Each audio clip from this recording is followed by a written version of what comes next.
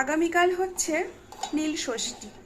তো নীল ষষ্ঠীর আগের দিন তো সঞ্জুম করি, প্রত্যেকটা আমরা সন্তানের মায়েরাই জানি নীল পুজোর আগের দিন সঞ্জুম করতে হয়। তো আজকে এমনিতেই সঞ্জুম করছি, তার মধ্যে তোমাদের দাদা ভাইয়ের একটা বিশেষ দিন।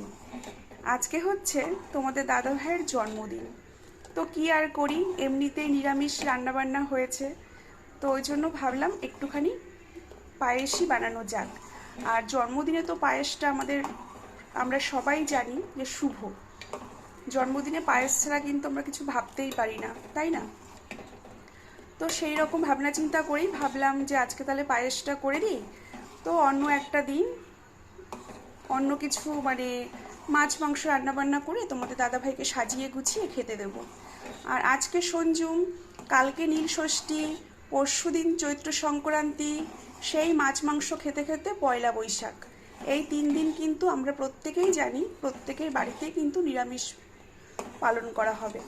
তো কি আর করি, ইচ্ছে থাকলেও উপায় নেই। তোমাদের দাদাভাইয়ের জন্মদিনটা যে একটু সেইভাবে পালন করব, সেটা কিন্তু আর সম্ভব হলো না। তো পায়েসটা দিলাম আজকে। তো পয়লা বৈশাখের দিন ভাবছি একটুখানি সাজিয়ে গুছিয়ে বেশ সুন্দর করে তোমাদের দাদাভাইকে খেতে দেবো।